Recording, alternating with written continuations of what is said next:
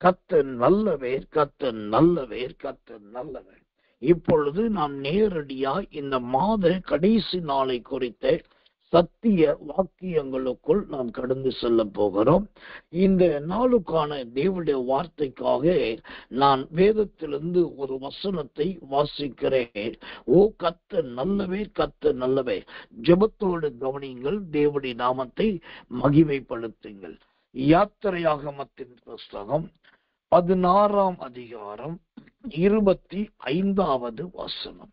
யாத்திரையாகமம் 16:25 வாசிக்கிறேன். ஜெபத்தோடு கவனியுங்கள். தேவனுடைய நாமத்துக்கு மகிமை, கிருபை, தயை உண்டாவதாக. அப்பொழுது மோசே, அதை இன்றைக்கு புசியுங்கள், இன்று கர்த்தருக்குரிய ஓய்வு நாள், இன்று நீங்கள் அதை வெளியிலே காண மாட்டீர்கள் என்றார். அப்பொழுது மோசே, அதை இன்றைக்கு புசியுங்கள். ஆம், எனக்கு மிகவும் பிரியமான அன்பின் விசுவாச தேவ ஜனங்களே, இந்த 2024ஆம் ஆண்டு மே மாதம் முழுவதும் தேவன் நம்மை நடத்தி வந்திருக்கிறார். இந்த நடத்தி வந்த தேவனை நாம் நன்றி சொல்ல வேண்டிய நாள் இந்த நாளா இருக்கிறது. இந்த நன்றி சொல்ல வேண்டிய நாளிலே கர்த்தர் நல்லவர். இங்கே இன்றைய தினத்தை குறித்த ஒரு வார்த்தையை வாசிக்கிறோம். அங்கே மோசே சொல்லுகிறார், நீங்க எல்லாரும் இதை புசியுங்கள் என்று சொல்லுகிறார். அப்போ இந்த புசியுங்கள் என்பது எதை குறிக்கிறதா இருக்கிறது? ஓ, புசியுங்கள் என்பது எதை காண்பிக்கிறதா இருக்கிறது? கர்த்தர் நல்லவர். 1 கொரிந்தியர் புஸ்தகம் 11ஆம் அதிகாரம் 24வது வசனம். 1 கொரிந்தியர் 11:24. ஸ்தோத்திரம் பண்ணி அதை பிட்டு நீங்கள் வாங்கி புசியுங்கள், இது உங்களுக்காக பிக்கப்படுகிற என்னுடைய சரீரமாய் இருக்கிறது, என்னை நினைவு கூறும்படி இதை செய்யுங்கள் என்றார். இங்கு இந்த 1 கொரிந்தியர் 11:24 வாசிக்கும் போது அங்கே தேவனாகிய கர்த்தர் எல்லாருக்கும் சொல்லுகிற ஒரு பொதுவான நல்ல ஆலோசனையை பார்க்கிறோம். இதை செய்யுங்கள் என்று அந்த கடைசி வார்த்தை சொல்லுவது. இதை செய்யுங்கள். அப்போ இந்த மாத கடைசியில் வந்திருக்கிறன்னா அடுத்த மாதத்திலே நாளைக்கு பிரவேசிக்க போகிறோம். அதற்கு முன்பாக நாம் என்ன செய்ய வேண்டும்?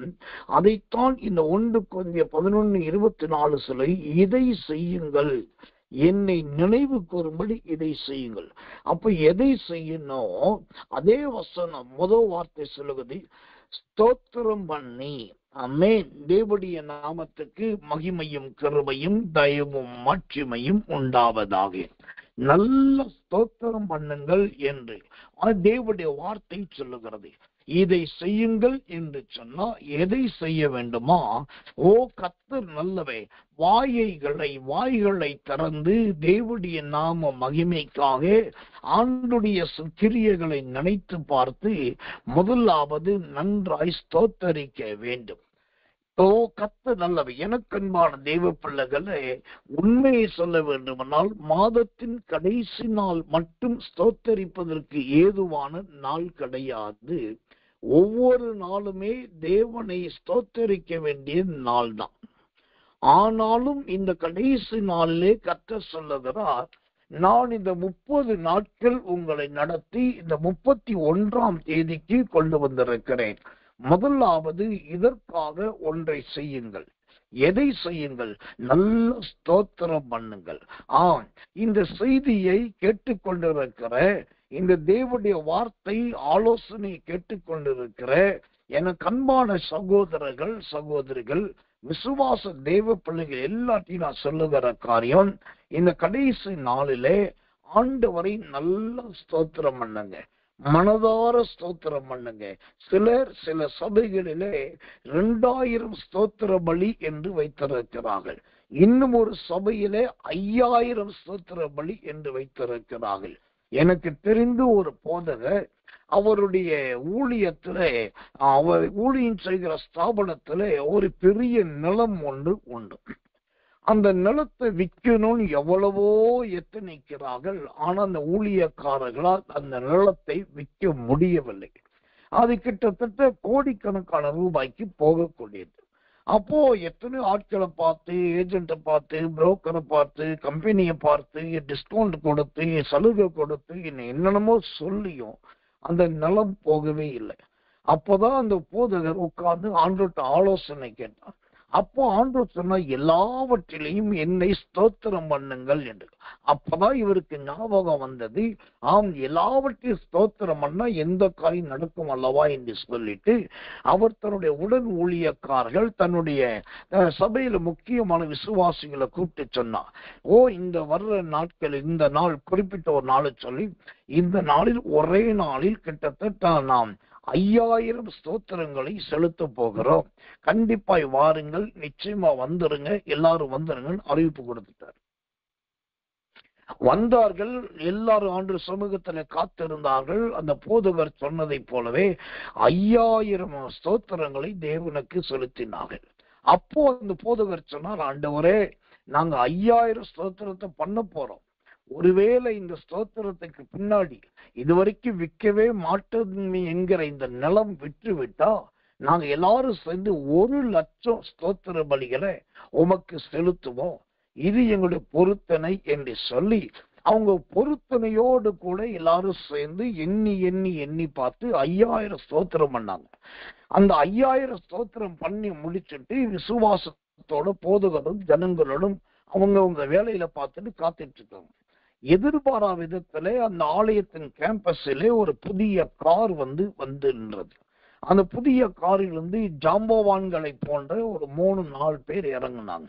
அவங்க சொன்னாங்க, நாங்க இந்த மாதிரி உங்க நிலத்தை பத்தி கேள்விப்பட்டோம், அது நாங்க பேசி பத்திரம் முடிச்சு போதுதான் வந்திருக்கிறோம், நீங்க எங்களோடு கூட சொல்ற காரியத்தை பகிர்ந்துட்டா சரின்னு சொல்லி. உடனே இந்த போதகரும் சரி என்று சொன்னார்.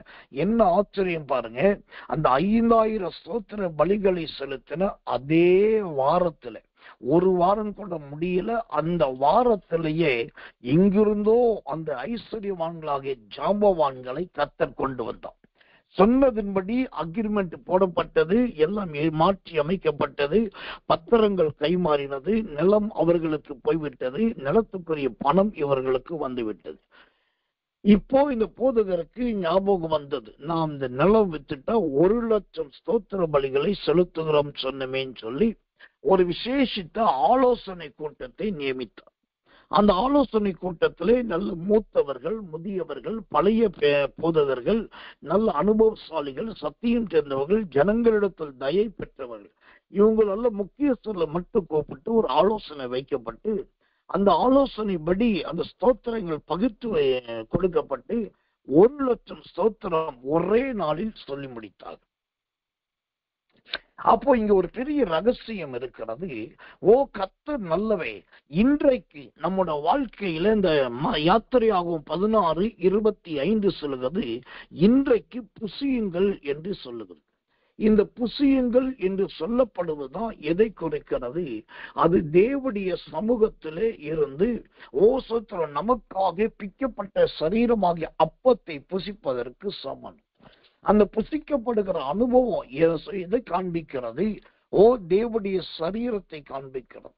அப்போது தேவனுடைய சரீரத்துக்காக நன்றாய் கர்த்தரை ஸ்தோத்தரிக்கும் போது, நாம் புசிக்கும் போது ஆண்டவர் நம்முடைய ஜெபங்களை கேட்கிறது மாத்திரமல்ல, நம்முடைய வாயினால் பண்ணின ஸ்தோத்திர பலிகளை கவனித்துக் கொண்டே இருக்கிறார். 2 காரியத்தை ஆண்டவர் கவனிக்கிறார். எல்லாருடைய வாயிலையும் 2 உதடு இருக்கு. பல்லு கூட ஒண்ணு குறையும், ஒண்ணு கூடும். ஆனா உதடு அப்படி இல்லை. எல்லா ஆணுக்கும் 2 உதடு தான், பெண்ணுக்கும் 2 உதடு தான். அந்த 2 உதடுகள்ல ஆண்டவர் ரொம்ப கவனமா இருக்காரு. என்ன கவனமா இருக்கு? ஒன்று, அந்த உதட்டினால் பண்ண பொருத்தனைகளை தேவன் கவனித்துக் கொண்டிருக்கிறார். 2வது, உதடுகளின் காளையாகிய ஸ்தோத்திர பலிகளை தேவன் கவனித்துக் கொண்டிருக்கிறார்.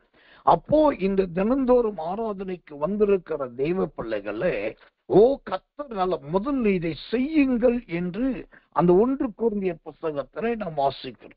எதை செய்ய வேண்டும்? அதே வசனம் சொல்லுகிறது, முதலாவது ஸ்தோத்திரம் பண்ணுங்கள். உட்கார்ந்துகிட்டே ஸ்தோத்திரம் பண்ணுங்க, படுத்துக்கிட்டே ஸ்தோத்திரம் பண்ணுங்க, வண்டி ஓட்டிக்கிட்டே ஸ்தோத்திரம் பண்ணுங்க, வேலை பார்த்துக்கிட்டே ஸ்தோத்திரம் பண்ணுங்க, சமையல் பண்ணிக்கிட்டே ஸ்தோத்திரம் பண்ணுங்க, பாடல் பாடும்போது உள்ளத்தின் ஆழத்துல ஸ்தோத்திரம் பண்ணுங்க, எழுந்த உடனே ஸ்தோத்திரம் பண்ணுங்க.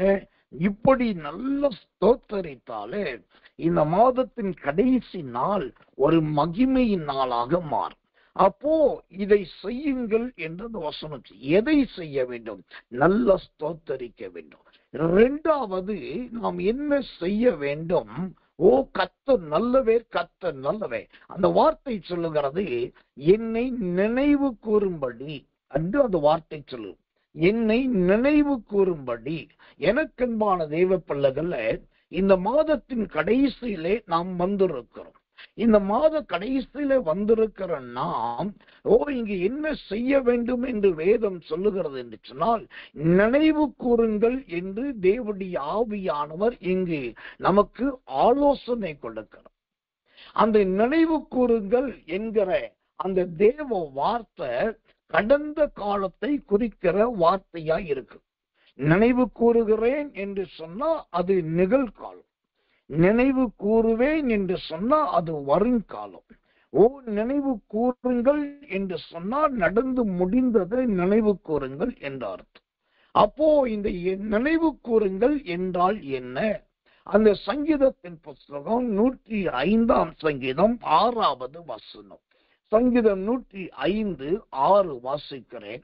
அவர் செய்த அதிசயங்களையும் அவருடைய அற்புதங்களையும் அவர் வாக்கின் நியாய தீர்ப்புகளையும் நினைவு கூறுங்கள்.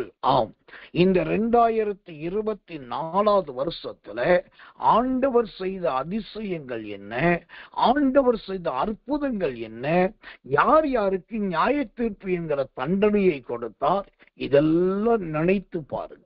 இந்த வருஷத்துல ஆண்டவர் செய்தது மட்டுமல்லாமல் இந்த மே மாதம் 2024 இந்த மே மாதத்துல ஒரே 30 நாளுக்குள் கர்த்தர் நமக்கு செய்த அதிசயங்கள் என்ன என்பதை நினைவு கூறுங்க, அற்புதங்கள் என்ன என்பதை நினைவு கூறுங்க, நியாய தீர்ப்பு என்பதை வைத்து எத்தனை பேரை யார தேவன் கடிந்து கொண்டார், யாரை சிக்ஷித்தார், யாரை கண்டனம் பண்ணினார் என்று சொல்லி நினைவு கூறுங்க. இந்த மாதத்தின் கடைசி நாள் என்பது இதெல்லாம் செய்ய வேண்டிய அருமையான ஒரு தேவ பிள்ளைக்குரிய ஜீவியத்தின் ஆலோசனை. ஆனா இன்னைக்கு நிறைய பேர் புசியுங்கள் என்ற வேதத்தை புசிப்பதும் கிடையாது. கர்த்தர் நல்லவே, அந்த இதை செய்யுங்கள் என்றபடி உட்கார்ந்து ஸ்தோத்தரிப்பதும் கிடையாது. அதோடு கூட கர்த்தர் நல்லவே, இந்த சோதரம் தேவனுடைய நாமத்துக்கு மகிமை உண்டாவதாக, தேவன் யார் யாரை நியாயம் தீர்த்தார், தேவன் செய்த அதிசயம் என்ன, அற்புதம் என்ன என்பதை நினைவு கூறுவது கூட கிடையாது. கர்த்தருடைய நாமத்துக்கு மகிமையும் கிருபையும் தயவும் உண்டாவதாக. இந்த நினைவு கூறுகிற காரியத்தை ஏன் ஊழியத்துல நான் நிறைய பார்த்திருக்கிறேன். அதை குறித்து நிறைய வெளிப்படையான சாட்சிகளை சொல்லவும் முடியும். சில தேவ ஜனங்கள் ரொம்ப நெருக்கடியான, ரொம்ப உபத்திரவமான, ரொம்ப பயங்கர பிரச்சனைக்கு மத்தியிலே ஜெபத்துக்கு வருவாங்க, இல்லாட்டி நம்மள கால் பண்ணுவாங்க. இப்போ அவங்கள வர்றாங்க, ரொம்ப பரிச்சயமா கேட்டுக்கிறாங்க, பாஸ்டர் இப்படிப்பட்ட நிலைமை, இப்படிப்பட்ட சூழ்நிலை இருக்குது, ஐயோ என்ன பண்றதுன்னு தெரியல, எங்களுக்காக ஜெபம் பண்ணுங்க. சரின்னு சொல்லி அவங்களுக்காக நல்லா ஜெபிக்கிறோம், நல்லா ஸ்தோத்தரிக்கிறோம், தேவ சமூகத்துல கண்ணீரும் வடிக்கிறோம். அந்த ஜெபத்தை ஸ்தோத்திரத்தை கேட்டுட்டு வடிச்ச கண்ணீரை கண்டுட்டு அந்த ஊழியக்காரன் மெய்ப்பன் பண்ணின ஜெபத்தின் நிமித்தம் இந்த ஊழியக்காரன் யாருக்காக கேட்டுக்கொண்டாரோ அவங்களுடைய சிறையிருப்பை கர்த்தர் மாற்றுகிறார். சிறையிருப்பை மாறி சிக்கல்கள் அறுக்கப்பட்டு அவங்க நல்ல விமோச்சனத்தை, நல்ல மேன்மையை அடைகிறார்கள். ஆனா நடக்கிறது என்ன தெரியுமா? அந்த விடுதலையாகி விமோச்சனம், ஒரு மேன்மை, ஒரு தயை கிடைச்சி கொஞ்ச நாள் கடந்து நம்ம இவங்களுக்காக இவ்வளவு போராடினமே, இப்ப ஆளையே காணுமே, என்னதான் செய்யறாங்க, திடீர்னு நம்ம போன் பண்ணாக்கா அங்கிருந்து ஒரு எதிர்கேள்வி வரும். என்ன கேள்வி வரும் தெரியுமா? ஒரு பெரிய ஈட்டியை எடுத்து இருதயத்தை குத்துவதை போல ஒரு கேள்வி வரும். அது என்ன கேள்வினா, ஹலோ பிரைஸ் லார்ட், நீங்க யாரு அப்படின்னு கேட்பாங்க. நீங்க யாரு அப்படிம்பாங்க. இந்த ஒத்த வார்த்தை தான் கர்த்தர் நல்லவன், அவர்கள் யார் என்பதை நம்மை நினைவு கூற வைக்கிறது. இரண்டாவது, அவர்கள் நம்மை நினைக்கிறதே இல்லை என்பதை காண்பிக்கிறதா இருக்கு. அப்பதான் என்ன நடக்கிறது, இந்த தேவ மனிதர்களுக்கு அந்த இருதயமே உடைகிறது. அவங்களுடைய ஜெப வாழ்க்கை அப்படி நொறுக்கப்படுவதை போல. இவங்களுக்காகவா நம்ம இப்படி ஜெபம் பண்ணோம்? இவங்களுக்காகவா இப்படி நம்ம கண்ணீர் விட்டோம்? இவங்களுக்காக நடுராத்திரில எழும்பி நின்று கர்த்தரை ஸ்தோத்தரித்தமே, இப்போ நீங்க யாருன்னு கேட்கிறாங்க. அப்புறம் நம்ம சொல்றோம், என் பேர் இது, நம்ம என்ன மறந்துட்டீங்களாமா அப்படின்னா, ஐயோ ஐயோ ஐயோ சாரி பாஸ்டர், மொபைல் காணாம போயிடுச்சு, ஐயோ சாரி பாஸ்டர், நம்பர்லாம் சிம் கார்டு போயிடுச்சு, சாரி பாஸ்டர் சொல்றோம், பிள்ளைகள் தூக்கி தண்ணியில போட்டாங்க, சாரி பாஸ்டர், ஐயோ இதை நான் இப்படி நடக்கும்னு நினைக்கல, ஐயோ சாரி பாஸ்டர். ஆனா ஒண்ணு தெரிந்து கொள்ளுங்க, அந்த மகா உபத்திரவத்தில் இருக்கும்போது அந்த ஊழியக்காரனை குறித்தும் ஊழியக்காரிகளை குறித்தும் இருக்கிற நினைவு மேன்மை அடைந்ததுக்கு அப்புறம் நிறைய பேருடைய ஜீவியத்தில் இருக்கிறது கிடையாது. ஆனா இன்னொரு ரகசியம் என்ன தெரியுமா? நான் சொல்றதை நீங்க நல்ல பேப்பரை எழுதி வச்சு கொள்ளுங்க. தேவன் எந்த சித்தத்தோடு உங்களை எங்கள்கிட்ட கொண்டு வந்து இணைக்கிறார், எந்த நோக்கத்தோடு எங்களை இணைக்கிறாரோ அன்னைக்கே உங்களை குறித்த முழு காரியத்தை எங்க இருதயத்துல ஆண்டவரே எழுதிடுறார். அதுக்கப்புறம் எங்க இருதயத்தை விட்டு உங்களை அழிக்கவே முடியாது. நீங்க விலகலாம், நீங்க போகலாம், நீங்க மறக்கலாம், நீங்க நிக்கலாம், வேற ஊழியத்தை செய்யலாம், வேற ஊழியத்தை தாங்கலாம், வேற காரியத்தை நடப்பிக்கலாம், மேல போகலாம், உயர்த்தப்படலாம், அல்லது ஊழியத்தை மறந்து போகலாம், என்னமோ ஆகலாம். உங்களுக்கு தேவச்சனங்களில் அநேகருக்கு இந்த நினைவு கூறுதல் இருக்காது. ஆனா தேவனால் நீங்க கொண்டு வரப்பட்டு ஒரு ஊழியக்காரன்ட்ட இணைக்கப்படும் போது அந்த ஊழியக்காரனுடைய இருதயத்துல உங்களுடைய பெயர் எழுதப்படும். அதுக்கப்புறம் அந்த ஊழியக்காரன் நினைக்கும் போது கர்த்தர் நல்லவே, ஓ சோத்திரம் நினைவு கூறும் போது அது நல்ல மகிழ்ச்சிக்குரிய நினைவு கூறுதலா இருந்தா அது கர்த்தருடைய பார்வையிலே ஆசீர்வாதமா லபிக்கும். ஆனா அந்த ஊழியக்காரர் நினைச்சு பார்க்கும் போது அது விசனத்துக்குரியதா இருந்தா அங்க ஊழியக்காருடைய கண்கள்ல கண்ணீர் வருதோ இல்லையோ, ஆண்டவரே கண்ணீர் வடிப்பார். நான் தான் கொண்டு போய் இந்த மகனை இந்த ஊழியக்கார்ட்ட நான் இணைச்சேன். அவர் ஜெபிப்பாரு, காத்திருப்பாரு, எழுந்து நிற்பாருன்னு சொல்லி சொன்னேன். அதுக்காகத்தான் இணைச்சேன். அதன் பின்பு இந்த மரம் வளர்ந்து கனி கொடுக்கும், அந்த கனி அந்த ஊழியத்துக்கு பிரயோஜனமாகும் நினைச்சுதான் நான் கொண்டு வந்து இணைச்சேன்.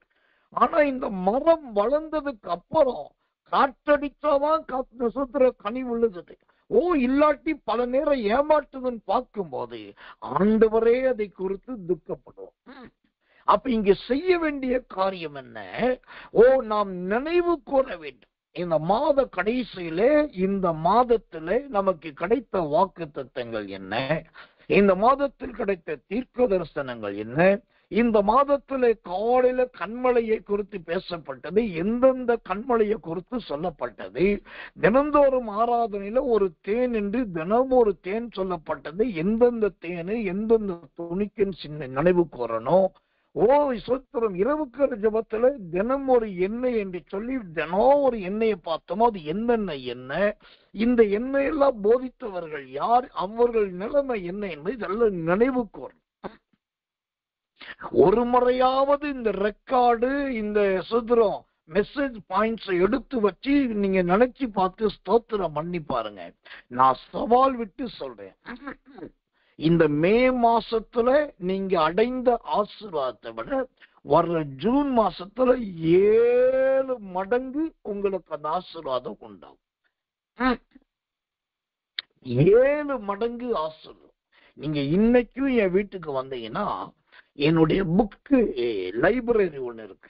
அதுல மேல என்னுடைய பர்சனல் பைபிள் கிட்டத்தட்ட ஒரு 18 முதல் 20 நான் பயன்படுத்தின வேறு வேறு வேறு வேறு விதமான வேதாகமங்கள். அப்புறம் கீழே பாத்தீங்கன்னா ஃபாரின் ஆத்தர்ஸ் உடைய, அதாவது வெளிநாட்டு நல்ல எழுத்தாளர்கள் எழுதினதான நிறைய ஆங்கிலம் மற்றும் தமிழ் புத்தகங்களை ஒரே சீரா அடுக்கி வச்சிருப்பேன். அதற்கு கீழே பார்த்தா நிறைய டாக்டரின்ஸ் புக்ஸ் எல்லாம் அடுக்கி வச்சிருப்பேன். அதுக்கு இன்னொரு செல்ஃப்ல பாத்தீங்கன்னா கர்த்தர் நல்லவன், அங்கு நான் படிச்சு முடிச்ச 3000க்கும் அதிகமான புத்தகங்கள் அடுக்கி வச்சிருப்பேன். அதுக்கப்புறம் இன்னொரு செல்ஃப் 2 ரேக் எடுத்து பாத்தீங்கன்னா நான் ஆண்டவர் என்னை கொண்டு வெளியிட்ட 3 புத்தகங்களை அந்த 3 ரேக்ல பல நூற்றுக்கணக்கான புத்தகங்கள் அடுக்கி வச்சிருப்பேன். இதெல்லாம் அடுக்கி ஒரு வீட்டின் ஒரு பகுதி முழுவதுமே பல்லாயிரக்கணக்கான புத்தகங்கள் வச்சிருந்தாலும் இன்னைக்கு நீங்க வந்து கேட்டாலும் எடுத்து போடுவேன். கிட்டத்தட்ட 1992, அப்புறம் 1986. இப்போ அந்த காலத்துல கர்த்தர் பேசுனது, அந்த நாட்கள்ல கர்த்தர் கொடுத்த தரிசனங்கள், அதுக்கு பின்னாடி கர்த்தர் கொடுத்த வெளிப்பாடுகள் எல்லாத்தையுமே நான் ரெக்கார்ட் பண்ணி கையினால எழுதி அவைகளை டைரியில நோட்ல நல்ல லாங் சைஸ் நோட்ல எழுதி வச்சிருக்கேன். இது என்ன பண்ணுவேன்னா அப்படியே ஒரு ஞாபகார்த்தம் வைக்கிறது இல்லை.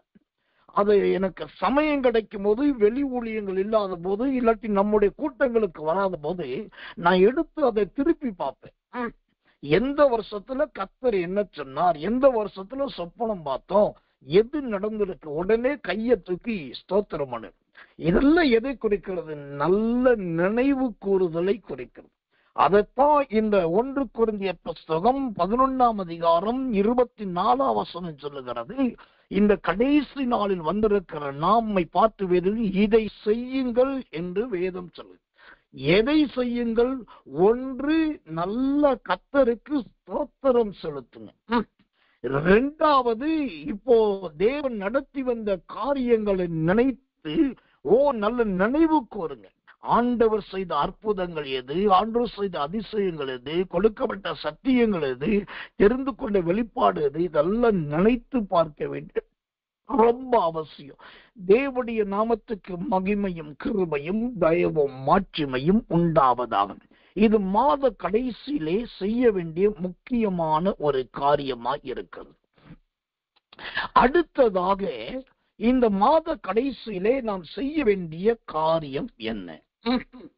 2 நாளாகமத்தின் புஸ்தகம் 18ஆம் அதிகாரம் 4வது வசனம். 2 நாளாகமம் 18ஆம் அதிகாரம் 4வது வசனத்தை வாசிக்கிறேன். ஜெபத்தோடு கவனியுங்கள். தேவனுடைய நாமத்துக்கு மகிமையும் கிருபையும் தயவும் உண்டாவதாக. பின்னும் யோசபாத் இஸ்ரவேலின் ராஜாவை பார்த்து, கர்த்தருடைய வார்த்தையை இன்றைக்கு விசாரித்து அறியும். கர்த்தருடைய வார்த்தையை இன்றைக்கு விசாரித்து அறியும். இந்த மாத கடைசியில வந்திருக்கிற நாம் செய்ய வேண்டிய அடுத்த காரியம் என்ன? கர்த்தருடைய வார்த்தையை விசாரித்து அறியணும். கர்த்தருடைய நாமத்துக்கு மகிமையும் கிருபையும் தயவும் உண்டாவதாக. இந்த கர்த்தருடைய வார்த்தையை நாம் விசாரித்து அறியணும். அப்படின்னா என்ன அர்த்தம்? நல்ல தீர்க்கதரிசி வீட்டுல போய் அப்பாயின்மெண்ட் வாங்கிட்டு உட்கார்ந்து இருக்கணுமா? இல்ல. நல்ல விசுவா தேவ மனிதர்கள் சொல்லப்படுகிற வாசல்ல போய் அவர் ஏதாவது சொல்லுவார் காத்திருப்பதா? இல்ல. கர்த்தருடைய வார்த்தையை விசாரித்து அறியும் என்று சொன்னா இது ஒவ்வொருவருமே செய்ய வேண்டிய கட்டாயமான ஒரு காரியம். என்ன காரியம்? ஆண்டவரே, இந்த மே மாசத்துல 1ஆவது தேதி எங்க பாஸ்டர் கொண்டு உபாகமம் 32:13 வசனத்தை நீ வாக்குத்தத்தமா கொடுத்தீங்க. அடுத்த மாசம் எங்களுக்கு என்ன வாக்குத்தத்தம் வரப்போகுது எனக்கு இப்போதே வெளிப்படுத்துங்க. இல்லாட்டி அவரு சபைக்குன்னு, இல்லாட்டி இயேசுவின் வல்லமை ஊழியத்துக்குன்னு வாக்குத்தத்தத்தை கொடுக்கிறார். ஆண்டவரே, இந்த மே மாசம் 31ஆம் தேதி வந்துருச்சு, நாளைக்கு புது மாசம் துவங்குது, எனக்கு இன்னைக்கு ஒரு வார்த்தையை தாங்க. இன்னைக்கு ஒரு வாக்கு தத்துவத்தை தாங்க, அடுத்த மாசத்துக்கான வாக்கு தத்துவத்தை எனக்கு தனிப்பட்ட ரீதியா என் புருஷனுக்கு, என் மனைவிக்கு நான் சொல்ல, என் பிள்ளைகளுக்கு சொல்ல, நீ என் குடும்பத்துக்கு நான் சொல்லி என்னுடைய வீட்டாரை எச்சரிக்க, அவங்களுக்கு நல்ல வெளிப்பாடு சொல்றதுக்கு எனக்கு தனிப்பட்ட ரீதியா ஒரு வார்த்தையை தாங்கன்னு சொல்லி ஆண்டவர்கிட்ட போய் கர்த்தருடைய வார்த்தையை விசாரிக்கணும். நீர் யோபு புஸ்தகத்துல கொடுக்கிறீரா, இல்ல சொதுரமா லேவியாராகமத்துல கொடுக்கிறீரா, இல்ல எரேமியாவில் கொடுக்கிறீங்களா, இல்ல வெளிப்படுத்துற விசேஷத்துல கொடுக்கிறீங்களா, ஏதாவது ஒரு வார்த்தையை எங்களுக்கு தாங்க. உங்களுக்கு புரியுவதற்காக ஒரு ஓமைய சொல்றேன், உதாரணத்தை சொல்றேன். இன்றைக்கு மாத கடைசி என்பதனால் நேற்றுக்கு ராத்திரியே உபவாசத்தை நான் ஆரம்பித்தேன். நேற்றுக்கு ராத்திரி புசிக்காமல் இருந்து உபவாசத்தோடு இருந்து அதிகமா ஜெபிக்க கர்த்தர் உதவி செய்தார். அப்புறம் அந்த உபவாசத்தோடும் அந்த ஜெப சிந்தையோட தான் இன்னைக்கு காலையில இருட்டோட ஜெபத்துக்கு வந்து முழுவதுமா கூட்டத்தை நடத்தி முடிக்கிறோம். இன்னைக்கு பகல்ல நானும் பிள்ளைகளும் சேர்ந்து வெளியில போவதற்காக சில முக்கியமான அலுவல் காரியங்களை, வீட்டுக்குரிய காரியங்களை கவனிப்பதற்கு போகவில்லை. எல்லாமே திட்டமிட்டியாச்சு, பேசியாச்சு, முடிவு பண்ணியாச்சு. சரி போயிட்டு வரணும்னு சொல்லி தீர்மானமும் எடுத்தாச்சு. அப்ப நேற்று ராத்திரி ஜெபிக்கும் போதுதான் ஆவில உணர்த்தப்பட்டேன், நாளைக்கு எங்கேயும் போகக்கூடாது. காலை இருட்டோட ஜெபத்தை நடத்தணும், தினந்தோறும் 6வது நடத்தணும், இரவுக்கு ஒரு ஜெபத்தை நடத்தணும். மற்ற இடப்பட்ட நேரத்தில் உட்கார்ந்து ஜெபம் பண்ணி அடுத்த மாதத்துக்கான வார்த்தைகள் வெளிப்பாடு கேட்கணும். வெளியில எங்குமே போகக்கூடாதுன்னு சொல்லி தேவ சமூகத்தில் உட்கார்ந்து கர்த்தருடைய வார்த்தை விசாரிக்கிறதுக்காக அப்படியே இருந்தாச்சு. இதை ஏன் சொல்றேன்னா, இதுக்கு பேர் தான் அர்ப்பணிப்பு. நமக்கு வேலை இருக்கும், நிறைய அலைச்சல் இருக்கும், வியாபாரம் இருக்கும், தொழில் இருக்கும், அல்லது அலுவல் இருக்கும், சமையல் இருக்கும், பல காரியம் இருக்கும். ஆனா இந்த மாத கடைசியில உட்கார்ந்து என்ன செய்யணும், அந்த 1 ராஜாக்கள் சோதரம் 2 நாளாகவும் 18:4 சொல்லுகிறபடி கர்த்தரிடத்தில் வார்த்தையை விசாரிச்சு அறியணும். விசாரிச்சு அறிகிற அந்த பழக்கம் ரொம்ப முக்கியம், ரொம்ப நல்லது. இன்னைக்கு நிறைய பேருக்கு கர்த்தருடைய வார்த்தையை விசாரிக்கவே தெரியாது. அவங்க வெளிப்படையா சொல்றாங்க, பாஸ்டர் நான் ஜெபம் பண்றேன், எனக்கும் சில வெளிப்பாடு வருது, அது ஆண்டவர் தான் பேசினாரா பிசாசு பேசினாரான்னு எனக்கு தெரியலன்றாங்க. அப்படின்னா என்ன அர்த்தம், நீங்க இன்னும் பிசாசுக்கும் ஆண்டவருக்கும் வித்தியாசத்தை அறியலன்னு அர்த்தம். ஆண்டவர் பேசுவார் என்று சொன்னால் அதிலே மிகப்பெரிய ஒரு சமாதானம் இருக்கும். ஆண்டவர் வசனத்தை கொடுப்பார் என்று சொன்னால் அதிலே ஒரு ஜீவன் இருக்கும். ஆண்டவர் வசனத்தை தருவார் என்று சொன்னால் ஆவியிலே ஒரு களி கூறுதல் இருக்கும். ஆண்டவர் வசனத்தை கொடுக்கிறார் என்று சொன்னா அதுல அடுத்த புதிய திட்டமிடுதல், அதாவது 1 by 1 அப்படி செயின் மாதிரி வந்துட்டு. ஒரு சங்கிலி என்கிற செயின் எடுத்து பாருங்க, இரும்பு செயின், அதுல ஒரு முட்டை வடிவிலே ஒரு வளைவு இருக்கும், அது ஒரு வளைவு. அடுத்து பாத்தீங்கன்னா அதுக்குள்ள இன்னொரு வளைவு மாட்டி இருக்கும், அதை இழுக்க இன்னொன்னு வரும், அப்புறம் அதை இழுக்க இன்னொன்னு வரும். இப்படி ஒரு வளைவு இன்னொரு வளைவை இழுக்க, ஒரு வளைவு இன்னொரு வளைவு இழுக்க, அப்படியே இழுத்துட்டு வந்துகிட்டே இருக்கும், எடுக்க எடுக்க வரும். இதுக்கு பேர் தான் சங்கிலி. அப்போ பிசாசானவன் கொடுக்கிற வார்த்தை சந்தேகத்தையும் குழப்பத்தையும் நிம்மதி அற்றதை காண்பிக்கும்.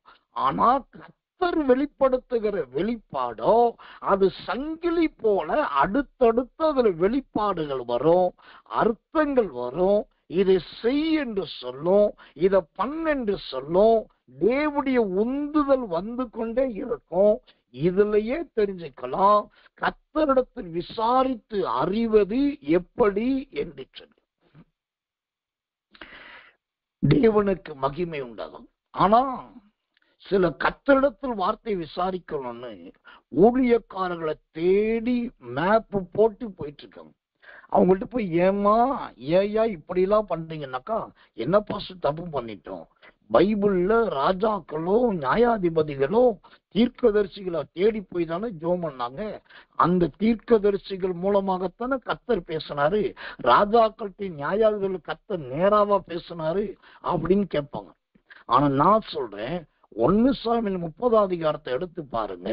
அங்கு சத்துருக்கள் பாளையத்தை கொள்ளையிட்ட போது தாவீது போய் நேரடியா கர்த்தர்ட்ட கேட்கிறார், நான் அந்த தந்தை அந்த யுத்த சேனையை பின்தொடரட்டுமா வேண்டாமா? ஆண்டவர் நேரடியா அவனுக்கு ஆண்டவரே பதில் கொடுக்கிற, அவனுக்கே சொல்லார், நீ அதை தொடர்ந்து போ, முசுக்கட்டை செடிக்கு பின்னாடி ஒளிஞ்சிக்க, நான் ஜெயம் கொடுப்பேன். அப்போ இங்க எந்த தீர்க்கதரிசி பேசல, எந்த தேவ மனிதர்கள் தாவீதுக்கு சொல்லல. தாவீது கர்த்தர்ட்ட விசாரித்தான், கர்த்தர் தாவீதுக்கு பதில கொடுத்தான். இதுதான் ஒரு மெச்சூரிட்டி லெவல், இதுதான் முதிர்ந்த அனுபவம். அப்போ இந்த மாத கடைசியில வந்திருக்கிற நாம் சுத்திரம் கர்த்தருடைய வார்த்தையை விசாரிச்சு அறியணும். எஸ்எஸ்கே சாமுவேல் என்கிற எனக்கு ஒரு பெரிய கடமை இருக்கு. நம்ம ஜனங்க எல்லாருக்கும் நான் ஜெபிக்கணும். அப்புறம் 1ஆம் தேதி எல்லாருக்கும் நான் வாக்குத்தத்தம் கொடுக்கணும். அப்புறம் நான் கூட்டத்தை நடத்தணும், அங்க தீர்க்க தரிசனம் சொல்லணும். இது எல்லாமே நான் செய்ய வேண்டிய கடமை. அப்ப நான் ஒவ்வொருத்தருக்கும், நம்ம கூட்டத்துக்கு ஒரு 250 பேர் இருக்காங்கன்னா 250 வசனங்களை வாங்கி கொடுத்துட்டு இருக்க முடியாது. அப்போ ஒரு வார்த்தையை தான் பெற்றுக் கொடுக்க முடியும். ஆனா நீங்க ஜெபம் பண்ணீங்கன்னா ஒவ்வொருத்தருக்கும் ஒவ்வொரு வார்த்தையா ஆண்டவர் கொடுப்போம். அப்போ மாத கடைசி என்பது என்ன? கர்த்தருடைய வார்த்தையை இன்றைக்கு விசாரித்து அறிவது. இந்த தினந்தோறும் ஆராதனையில இந்த பயிற்சியை நான் உங்களுக்கு சொல்லி கொடுத்துட்டு இருக்கேன். இது நீங்க பயிற்சியா தான் எடுத்துக்கொள்ளுமே தவிர இது பிரசங்கமா எடுத்துக்கொள்ளவே கூடாது. இது பிரசங்கமே கிடையாது. நீங்க தேவனிடத்தில் எப்படி கேட்கறது, தேவனிகள் உங்களுக்கு எப்படி பதில் கொடுப்பாரு சொல்லப்படுது. அப்ப இந்த கூட்டம் முடிஞ்ச உடனே இன்னைக்கு ராத்திரி 12 மணிக்கு முன்னாடி அரை மணி நேரமோ 3/4 மணி நேரமோ 1 மணி நேரமோ 15 நிமிஷமாவது தேவ சமூகத்துல காத்திருங்க. ஆண்டவரே, அடுத்த ஜூன் மாசத்துக்கு எனக்கு என்று ஒரு பிரத்யேக வசனத்தை நீ தரணும், என் குடும்பத்துக்கு என்று ஒரு விசேஷித்த வசனத்தை நீ தரணும் அப்படின்னு சொல்லி கர்த்தருடைய வார்த்தையை விசாரிச்சு அறிய பாருங்க. ஒரு அருமையான வசனத்தை கர்த்தர் கொடுப்பார், அற்புதமான வசனத்தை கர்த்தர் கொடுப்பார். இது எல்லா மாதத்தின் இறுதி நாட்களில் செய்ய வேண்டிய முக்கியமான காரியம். கர்த்தர் நல்லவர், கர்த்தர் நல்லவர், கர்த்தர் நல்லவர். இதுவரைக்கும் நான் சொன்னேன், இதெல்லாம் என்னைக்கு பண்ணணும்? அதாவது கர்த்தர் நல்லவர், ஸ்தோத்திரம் பண்ணுவது, நினைவு கூறுவது, ஆண்டவர் இதை செய்யுங்கள் என்று சொன்ன உடனே இதை செய்வது, இது எல்லாம் எப்போ செய்யணும் அப்படின்னாக்கா 1 ராஜாக்களின் புஸ்தகம் 18ஆம் அதிகாரம் 36வது வசனம். 1 ராஜாக்கள் 18ஆம் அதிகாரம் 36வது வசனத்தை வாசிக்கிறேன், கவனிங்கள். அந்தி பலி செலுத்தும் நேரத்துல தீர்க்கதரிசியாகிய எலியா ஆபிரகாமுக்கும் ஈசாக்குக்கும் யாக்கோபுக்கும் தேவனாகிய கர்த்தாவே, இஸ்ரவேலிலே நீர் தேவன் என்றும் நான் உம்முடைய ஊழியக்காரன் என்றும் நான் இந்த காரியங்களை எல்லாம் உம்முடைய வார்த்தையின்படியே செய்தேன் என்றும் இன்றைக்கு விளங்க பண்ணும். ஆமென். அப்போ இதுக்கு முன்னாடி நாம் கேட்ட அந்த நல் ஆலோசனைகள் எல்லாத்தையும் என்னைக்கு செய்யணும்னா இன்றைக்கு விளங்க பண்ணணும். இது அடுத்த மாசத்துக்கான ஆலோசனை கிடையாது, அடுத்த மாதத்துக்கான பயிற்சி கிடையாது. இது இந்த மே மாசம் 31ஆம் தேதி ராத்திரி 12 மணிக்குள்ள நீங்களும் செய்தாகணும். நீங்க செய்யறத பார்த்து ஆண்டவரும் பதில் கொடுத்தாகணும். அது எலியா எவ்வளவு அழுத்தம் திருத்தமா, ரொம்ப கான்பிடென்டா, ஒரு போல்டு வாய்ஸ்ல கர்த்தர் சொல்றான் பாருங்க. என்ன சொல்றான்? ஓ கர்த்தர், இந்த காரியங்களை எல்லாம் உம்முடைய வார்த்தையின்படி செய்து என்றும் இன்றைக்கு விளங்க பண்ணும். ஆண்டவரே, நீர் நாளைக்கு எனக்கு எதை செய்ய போகிறீர், நான் அதை கேட்கல ஆண்டவரே. இன்னைக்கு விளங்க பண்ணும். இன்னைக்கு நீ எனக்காக இதெல்லாம் செய்யறதே இந்த பாகால் தீர்க்கதரிசிகள் பார்க்கணும். பாகாலுக்கு முழங்கால் படியிடாத தீர்க்கதரிசிகள் பார்க்கணும். இந்த ஆகாப் ராஜா பார்க்கணும். இந்த மலை மேல இருக்கிற ஜனங்க பார்க்கணும். இன்றைக்கு விளங்கப்படும். அப்போ இந்த அருமையான மாத கடைசி நேரத்தை, நாள காரியத்தை ஒத்தி போடாதீங்க. என்னால முடியல, குறுக்கு வலிக்குது, முதுகு பிடிச்சுக்கிச்சு, ஐயோ இன்னைக்கு ஜெபிக்காட்டி பரவாயில்ல, நாளைக்கு பார்த்துக்கலாம், அந்த வேலையே வேண்டாம், இன்றைக்கு விளங்க பண்ணும் என்று எலியா ஜெபித்ததை போல கருத்தா ஜெபித்து பாருங்க. ஒரு தேவ மனுஷனா, தேவனுடைய ஊழியக்காரனா நான் உங்களுக்கு சொல்றேன், ஓ இன்றைக்கு என் ஆண்டவர் தம்முடைய வல்லமையை உங்களுக்கு விளங்க பண்ணுவார். அல்லேலூயா. இன்றைக்கே விளங்க பண்ணுவார், இன்றைக்கே நிறைவேற்றி விடுவார், இன்றைக்கே வார்த்தையை கொடுப்பார், இன்றைக்கே வாக்குத்தத்தம் கொடுப்பார், இன்றைக்கே வசனம் கொடுப்பார், இன்றைக்கே உணர்த்து நினைவு கூற செய்வார், இன்றைக்கே ஸ்தோத்தரிக்க செய்வார், இன்றைக்கே இதெல்லாம் செய்யவும் கர்த்தர் பலன் தருவார். இதெல்லாம் இன்னைக்கு பண்ண வேண்டிய காரியங்கள். சிலர் சொல்லுவாங்க, நீங்க ஒன்றும் செய்ய வேண்டாம், நீங்க போங்க, கைய கட்டிக்கிட்டு கண்ணை மூடிட்டு தூங்குங்க, உங்களுக்காக எல்லாத்தையும் கர்த்தர் செய்துள்ளார். நான் கேட்கிறேன், கர்த்தர் சோறாக்குவாரா? கர்த்தர் குழம்பு வைப்பாரா? கர்த்தர் கூட்டு காய் பொரியல் வச்சு கொடுப்பாரா? நமக்குரிய சோறையும் நமக்குரிய குழம்பையும் நமக்குரிய கூட்டு பொரியலையும் நம்ம தான் வச்சுக்கணும். நீங்க போங்க, உங்களுக்காக கர்த்தர் எல்லாத்தையும் செய்து முடிப்பார் என்று சொல்லுவதற்கு இங்க உணர்ச்சி படக்கூடிய வசனத்தை பேசும்படியா நான் வரவில்லை. நீங்கள் உணரத்தக்க வசனத்தை சொல்லிட்டு இருக்கிறேன். அப்போ எல்லாத்தையும் கர்த்தர் செய்ய மாட்டார்.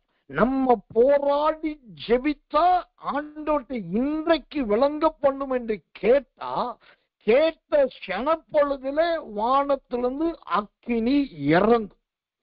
இன்றைக்கு விளங்க பண்ணும் என்று இப்ப கேட்டாக்கா, இன்னைக்கு அந்த விறகெல்லாம் அந்த மாம்சம் எல்லாம் எரிஞ்சு போகும்.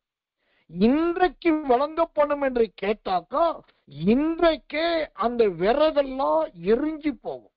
இன்றைக்கு விளங்க பண்ணும் என்று இன்றைக்கு கேட்டாக்கா, இன்னைக்கே அந்த மண்ணெல்லாம் எரிஞ்சு போகும். இன்றைக்கு விளங்க பண்ணும் கேட்டா, இன்றைக்கே அந்த பலிபீடத்துக்கு கல்லெல்லாம் எரிஞ்சு போகும். இன்றைக்கே விளங்க பண்ணும் கேட்டாக்கா, அந்த இன்னைக்கே வாய்க்கால் இருக்கிற தண்ணீர் எல்லாம் ஆண்டவர் நக்கி போட்டுருவார். இன்றைக்கு விளங்க பண்ணும் கேட்டாக்கா, இன்னைக்கே பரிசுத்த அக்கினியை இறங்க பண்ணி பாகால் தீர்க்கதரிசியும் தேவனுடைய பிள்ளைகளாகிய உங்களுக்கும் அவர் வித்தியாசத்தை உண்டு பண்ணுவாருங்க.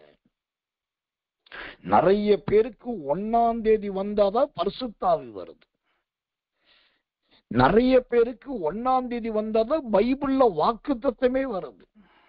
மற்ற நாட்கள்ல வாக்கு இல்லாத தத்தம் தத்திக்கிட்டு வருது. ஏன் 1ஆம் தேதி மட்டும்தான் வாக்கு தத்தம் கிடைக்குமா? இல்லையே, வசனம் எல்லா காலத்துக்கும் உள்ளதுதானே. அப்ப இன்றைக்கு விளங்க பண்ணும் கேளுங்க. இன்னைக்கே ஆண்டவர் அக்கினி இறக்குவார், மாம்சத்தை பட்சிப்பார், விறக பட்சிப்பார், மண்ணை பட்சிப்பார், கல்லை பட்சிப்பார், தண்ணீரை நக்கி போடுவார். அங்க இருக்கிற எல்லாருக்கும் முன்னாடி கர்த்தர் தான் தெய்வம், நீங்க தான் தேவனுடைய பிள்ளை என்று எல்லார் வாயை சொல்ல வைப்பார். இந்த ஒரு தீவிரம் தேவ ஜனங்களுக்கு வரணும். நான் எந்த ஊழியக்காரனையும் எந்த ஊழியங்களையும் மட்டும் தட்டுவது நம்முடைய ஊழியத்தில் பகுதி கிடையவே கிடையாது. நீங்க சுட்டு போட்டாலும் என் நாக்கு நீங்க பார்க்கலாம். எந்த ஊழியக்கார பெயர்களை சொல்லி இழிவுபடுத்துவது இல்லை. ஆனா என் ஜனங்களை குளிர பண்ணுகிறாங்க, என் ஜனங்களை மழுங்கல் அடிக்கிறாங்க, என் ஜனங்களை சொத்துறோம் ஒன்றுக்கும் உதவாதவர்கள் ஆக்குகிறார்கள் என்று சொல்லும் போது, அவர்களை நான் ஏதோ செய்வதற்கு பதில் உங்களுக்கு தான் நான் இங்கு தீவிரம் காட்ட வேண்டியிருக்கிறது. நான் சொல்றேன், இன்னைக்கு ஆண்டவர்கிட்ட கேளுங்க, இன்றைக்கு விளங்க பண்ணும். எலியாவுடைய கருத்துல ஜெபி. இதைத்தான் யாக்கோபு அப்போஸ்தலன் யாக்கோபு தன் நிருபத்துல ஜெபிக்கிற சொல்றாரு, யாக்கோபு மன்னிக்கணும், எலியா நம்மை போல பாடுள்ள மனுஷனா இருந்து மழை வராதபடி கருத்தா ஜெபிச்சார். அப்புறம் மழை வரும்படி கருத்தா ஜெபிச்சாரு. எப்படியா கருத்தா ஜெபிச்சாரு? என்ன சொல்லி கருத்தா ஜெபிச்சாரு? அவர் ஜெபிச்ச ஜெபம்தான், இன்றைக்கு விளங்க பண்ணுங்க ஆண்டவரே, நான் உமக்காக செத்தாலும் பரவாயில்லன்னு வந்திருக்கிறேன். நான் உமக்காக பலிபீட கட்டி இருக்கிறேன். நான் உமக்காக கல்லை கொண்டு வச்சிருக்கிறேன். உமக்காக மண்ணை கொண்டாந்து வச்சிருக்கிறேன். உமக்காக வாய்க்காலை கட்டி இருக்கிறேன். உமக்காக விறகு கொண்டாந்து வச்சிருக்கிறேன். உமக்காக கிட்டத்தட்ட 12 குடம் தண்ணியை கொண்டாந்து ஊத்த வச்சிருக்கிறேன். உமக்காக ஒரு கண்ணுக்குட்டியே வெட்டி வச்சிருக்கேன். நான் என்னெல்லாம் செய்யணுமோ நான் செஞ்சுட்டேன். இப்போ ஆண்டவரை, இது உம்முடைய நேரம், இது உம்முடைய வேலை, இன்றைக்கு வழங்க பண்ணும். என்ன ஒரு வைராக்கிய பிடிவாத ஜெபம். இந்த மாதிரி ஜெபிக்க தெரியணும். அதை விட்டுட்டு நம்ம என்னால அப்படி முடியல பாஸ்டர், நான் அவங்கள்ட்ட சொல்றேன், அவங்க எனக்காக ஜெபம் பண்ணுவாங்க. நான் இவங்கள்ட்ட சொல்றேன், இவங்க எனக்கு ஜெபிச்சு ஒரு வெளிப்பாடு சொல்லுவாங்க. நான் அவங்கள்ட்ட போய் ஒரு வார்த்தை சொல்லிட்டா போதும், அவங்களே ஜெபம் பண்ணி, அவங்களே வசனம் எடுத்து கொடுத்து, அவங்களே அதை நிறைவேற வரைக்கும் எனக்காக போராடுவாங்க. நல்லது. அப்ப நீங்க என்ன செய்றீங்க? உங்களை தேவனை எதற்காக வைத்திருக்கிறார்? நேற்றைக்கு ஒரு நடந்த சம்பவம் எனக்கே கொஞ்சம் துக்கத்துலதான் முடிஞ்சது. நேற்றைக்கு சாயங்காலத்துல நம்ம ஊழியத்தை சார்ந்த ஒரு சகோதரி எனக்கு போன் பண்ணாங்க.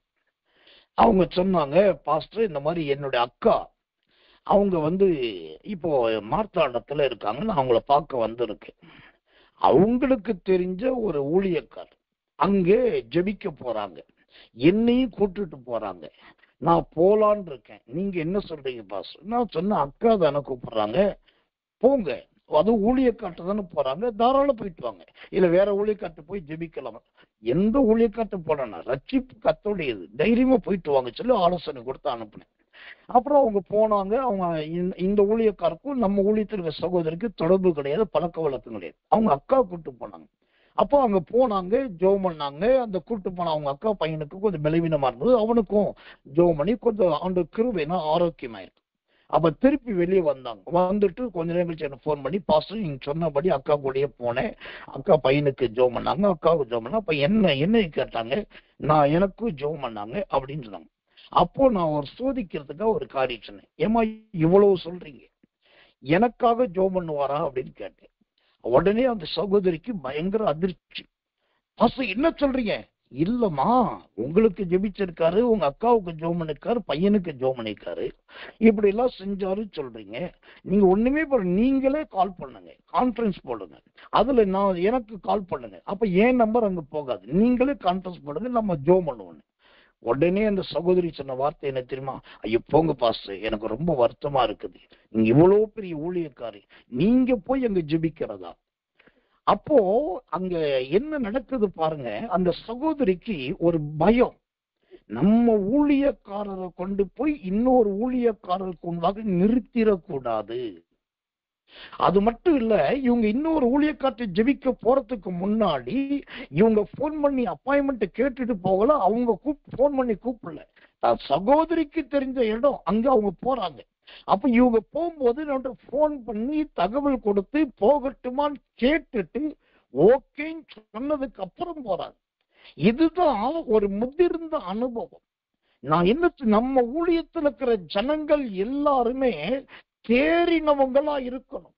இன்னைக்கு உங்களை தேடி ஆட்கள் வரக்கூடியதா இருக்கணும். உங்கள்கிட்ட மற்றவங்கள்ட்ட ஆலோசனை கேட்கக்கூடிய அளவுக்கு உங்களுடைய நிலைமை இருக்கணும். நீங்க மற்றவங்களுக்கு ஜெபிக்கிறதும், நீங்க மற்றவங்களுக்கு ஆலோசனை கொடுக்கிறதும், நீங்க வெளிப்பாடு சொல்லுகிறதுமா இருக்கணும். இதுதான் அந்த மாத கடைசி காலத்துல கர்த்தருக்காக பிரகாசிக்கிற அனுபவம். தேவனுடைய நாமத்துக்கு மகிமை. எலியா சொல்லுகிறார், இன்றைக்கு இதை விளங்க பண்ணும் ஆண்டவரே, நான் உம்முடைய பிள்ளை என்பதை இன்றைக்கு விளங்க பண்ணும். கர்த்தர் நல்லவர், கர்த்தர் நல்லவர், கர்த்தர் நல்லவர். அந்த ஜெபம் பண்ணாரு பாருங்க, இன்றைக்கு விளங்க பண்ணும். எலியா ஜெபிச்சதுதான் அடுத்த வார்த்தை அந்த 1 ராஜாக்கள் 18:37 பாருங்க. கர்த்தாவே நீ தேவனாகிய கர்த்தர் என்றும் தேவரீர் தங்கள் இருதயத்தை மறுபடியும் திருப்பினீர் என்றும் இந்த ஜனங்கள் அறியும்படிக்கு என்னை கேட்டருளும் அல்லேலூயா. இன்றைக்கு வழங்க பண்ணும் என்று சொன்ன அந்த தேவ மனுஷனாக எலியா அடுத்த வார்த்தையில சொல்லுகிறார், ஓ தேவரீர் தங்கள் இருதயத்தை மறுபடியும் திருப்பினீர். என்ன ஒரு அற்புதமான ஒரு தைரிய வார்த்தை. நீர் ஆண்டவரே, நீ நினைச்ச அவங்க இருதயத்தை திரும்பவும் திருப்பிடுவீர். அவங்க யாரா இருக்கட்டும், எப்படிப்பட்டவங்களா இருக்கட்டும், நான் ஆராதிக்கிறவர் கர்த்தர், நீர் என்னுடைய தேவன், நான் உன்னுடைய ஊழியக்காரன். இன்றைக்கு நீ காரியத்தை விளங்க பண்ணினா அவங்க இருதயம் எல்லாம் திரும்பிடும். இதுதாங்க எலியாவின் கருத்துள்ள ஜெபம். அப்போ இந்த மாத கடைசியில வந்திருக்கிற நாம் இருக்கிற இந்த மிஞ்சியுள்ள நேரத்துல இன்றைக்கு விளங்க பண்ணும் என்றும், ஆண்டவரே எங்க வீட்டுல யார் யாருடைய இருதயம் எல்லாம் திரும்பலையும், யார் யாருடைய மனமெல்லாம் திரும்பலையும், யார் யாருடைய உள்ளமெல்லாம் திரும்பலையும், அதை இந்த 1 ராஜாக்கள் 18:37 படி இன்றைக்கு திருப்பிரும் சொல்லி கேட்டு பாருங்க.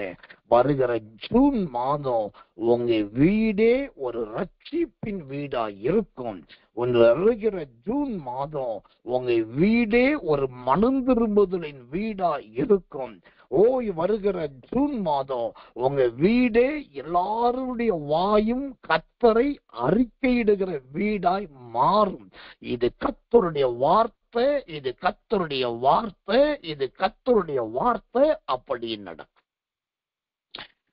கர்த்தர் நல்லவர், கர்த்தர் நல்லவர், கர்த்தர் நல்லவர். கடைசியாய் ஒரு காரியத்தை சொல்லி நான் உங்களுக்காக ஜெபிக்க விரும்புகிறேன். இந்த மாத கடைசியிலே, இந்த கடைசி நாளிலே, அடுத்த மாதமாகிய நாளைக்கு புதிய மாதத்தில் நுழைவதற்கு முன்பு நாம் என்ன செய்ய வேண்டும்? ஒரு ஆலோசனையை, வேதத்திலிருந்து ஒரு ஆலோசனையை காண்பித்து விட்டு உங்களுக்காக ஜெபிக்க நான் விரும்புகிறேன். யாத்திரையாகமத்தின் புஸ்தகம் 32ஆம் அதிகாரம் 29வது வசனம். திரும்ப சொல்றேன். யாத்திரையாகமம் 32:29. கர்த்தர் இன்றைக்கு உங்களுக்கு ஆசீர்வாதம் அளிக்கும்படி இன்றைக்கு நீங்கள் அவனவன் தன் மகனுக்கும் சகோதரனுக்கும் விரோதமாய் இருக்கிறதினால் கர்த்தருக்கு உங்களை பிரதிஷ்டை பண்ணுங்கள் என்று மோசே சொல்லியிருந்தான். ஆமென். இன்றைக்கு உங்களை பிரதிஷ்டை பண்ணுங்கள். எனக்கன்பான சகோதரி, எனக்கன்பான சகோதரரே, இந்த தினந்தோறும் ஆராதனையில் கலந்து கொண்டிருக்கிற அல்லது திரும்பவும் செய்திகளை போட்டு கேட்கிற ஊழியக்காரர்களே, இந்த மாத கடைசி நாம் செய்ய வேண்டிய முக்கியமான காரியம் என்ன? இந்த மாத கடைசியிலே நீங்கள் உங்களை இன்றைக்கே பிரதிஷ்டை பண்ணுங்கள். தேவனுடைய நாமத்துக்கு மகிமையும் கிருபையும் தயவும் உண்டாவதாக. இந்த பிரதிஷ்டை பண்ணுவதை ஆண்டவர் விரும்புகிறவராயிருக்கிறார், தேவன் எதிர்பார்க்கிறவராயிருக்கிறார். கர்த்தர் நல்லவர், கர்த்தர் நல்லவர், கர்த்தர் நல்லவர். எனக்கன்பான தேவ பிள்ளைகளே, இந்த கடைசி நாளில் தேவனுக்கு முன்பாக நம்மை முழுவதுமாய் பிரதிஷ்டை பண்ண வேண்டியது ஒவ்வொரு பெந்தேகோஸ்தே விசுவாசியினுடைய அடிப்படை ஜீவியமாயிருக்கிறது. ஒவ்வொரு மெய்யான கிறிஸ்தவருடைய அடிப்படை ஜீவியமாயிருக்கிறது. ஒரு காலத்துல பிரதிஷ்டை பண்ணப்படுவது அதிகமாயிருந்தது, தன்னை தத்தம் செய்வது அதிகமாயிருந்தது, சாஸ்தாங்கமா விழுந்து கிடக்கிறது அதிகமா இருந்தது. நீங்க எத்தனை பேர் பார்த்திருக்கீங்க, அறிந்திருக்கீங்கன்னு எனக்கு தெரியல. நான் சொல்ற உவமைகளும் உபமானங்களும் கொஞ்சம் பழசுதான், கொஞ்சம் நல்ல பழசுதான். ஆனா அது எல்லாமே சபையை சீர்படுத்துவது, ஜனங்களை பக்குவப்படுத்துவதா இருக்கு. அதனாலதான் நான் அதையே உங்களுக்கு சொல்லிட்டு இருக்கேன். நீங்க எத்தனை பேர் பார்த்திருக்கீங்க, அறிஞ்சிருக்கீன்னு தெரியல. முன்னெல்லாம் ஒரு காலத்துல சபை அப்படின்னு நடந்துச்சுன்னா, ஆராதனை அப்படி நடந்துச்சுன்னா, அந்த ஆராதனை முடியும் வரும்போது செய்தி முடிச்சுட்டு ஒரு 15 நிமிஷம் 20 நிமிஷம் நல்ல ஜெபத்துல நடத்துவாங்க. பாஸ்டர் என்ன பிரசங்கம் பண்ணாரோ பிரசங்கத்தை சொல்லி ஜெபிக்க வைப்பாங்க. ஒவ்வொரு தலைப்பா சொல்லி ஜெபிக்க வைப்பாங்க. அதை அறிக்கையிட வைப்பாங்க. அதை வச்சு ஸ்தோத்திரம் பண்ண வைப்பாங்க. அது திரும்ப சொல்ல வைப்பாங்க. அதன்படி பிரதிஷ்டை பண்ண வைப்பாங்க.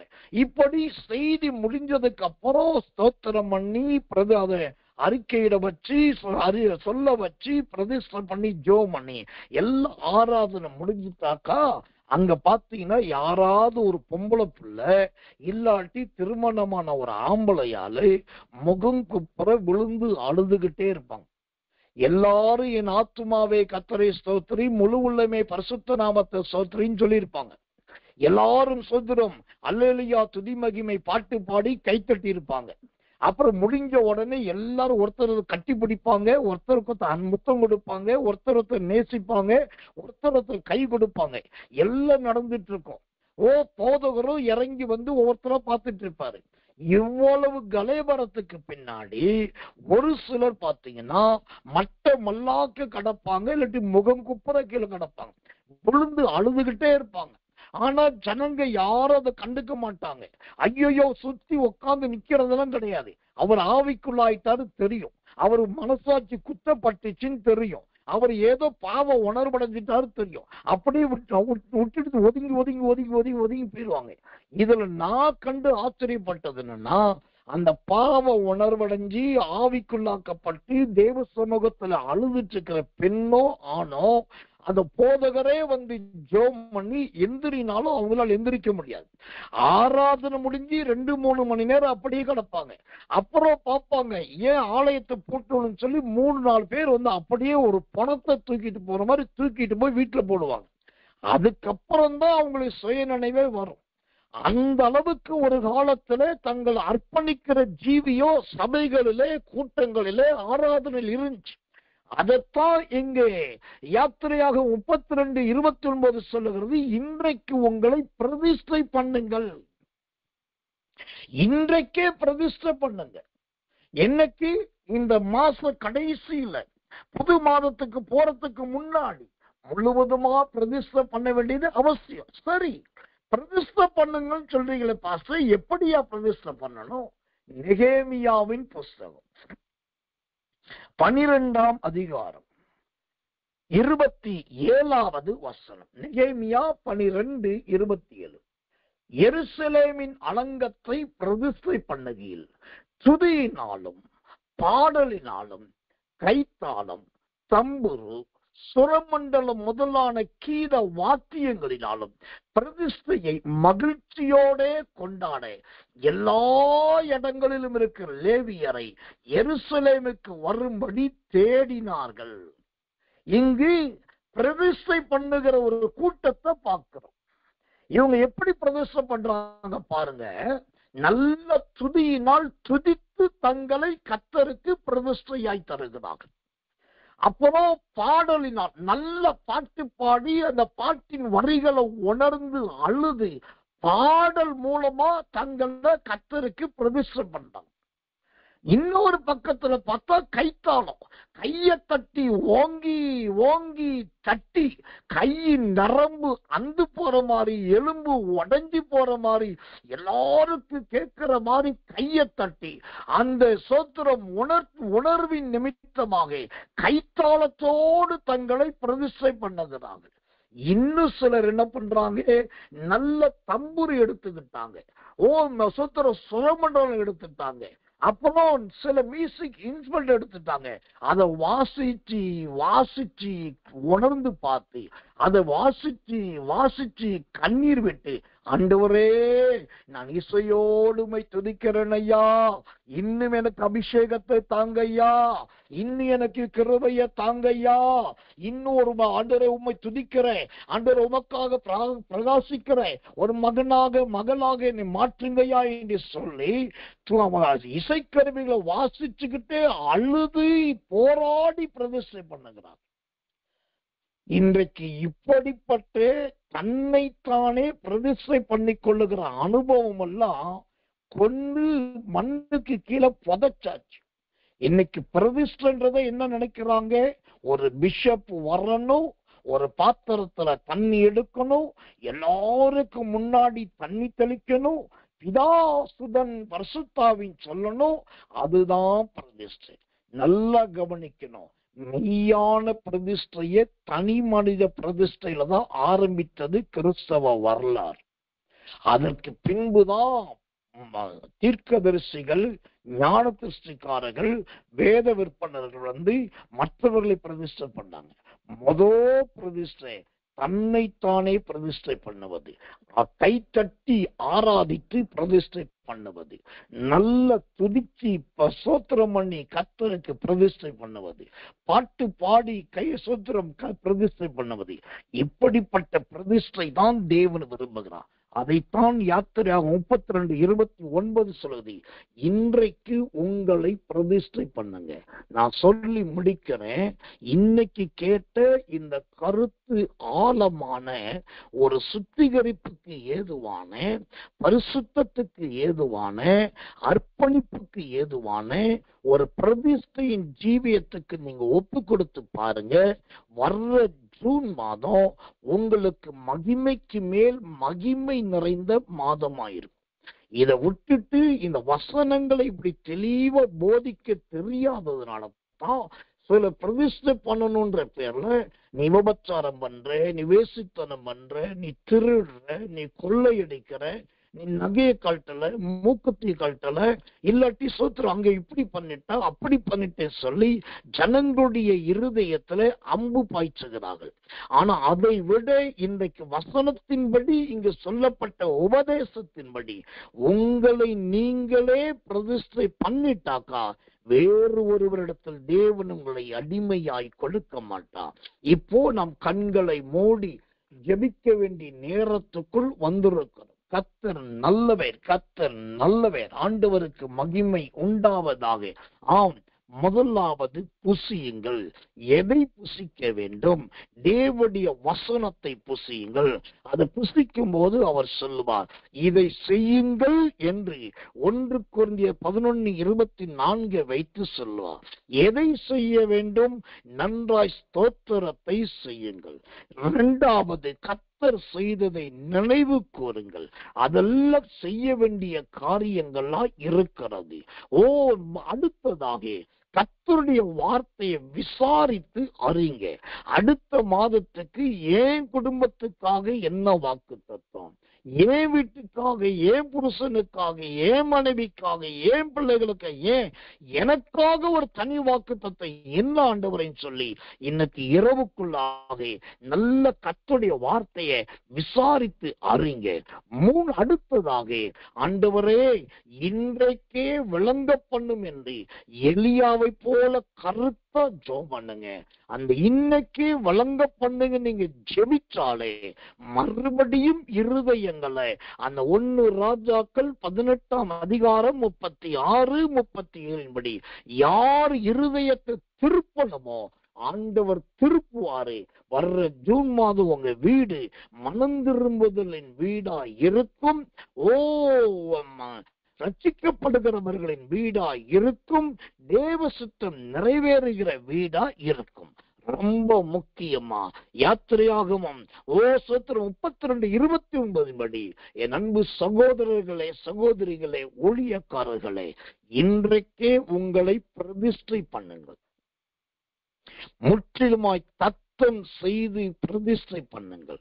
நான் சொன்னதை போல அநேகர் பார்க்கத்தக்கதாய் ஆவிக்குள்ளாகி கீழே விழுந்து கிடக்கக்கூடிய அளவுக்கு பிரதிஷ்டை பண்ணுங்கள். கர்த்தருக்கு மகிமை உண்டாவதாக. உங்களை மற்றவர்கள் தூக்கி கொண்டு போகக்கூடிய அளவுக்கு பிரதிஷ்டை பண்ணுங்கள். அழுகையோடும் கதறுதலோடும் பிரதிஷ்டை பண்ணுங்க. நல்ல பாட்டு பாடி பிரதிஷ்டை பண்ணுங்க. நல்ல நினைவு கூர்ந்து பிரதிஷ்டை பண்ணுங்க. கைத்தாளத்தினாலே பிரதிஷ்டை பண்ணுங்க. இசைக்கருவிகளை வாசித்து மனசாட்சி தொடப்பட்டு அழுது பிரதிஷ்டை பண்ணுங்க. அப்படி பண்ணினால் நீங்கள் பழைய மனுஷனும் பழைய மனுஷியுமாய் இருக்கவே மாட்டீர்கள். உங்களை புதிய மனுஷனும் புதிய மனுஷியுமாய் கர்த்தர் மாற்றி விடுவார்.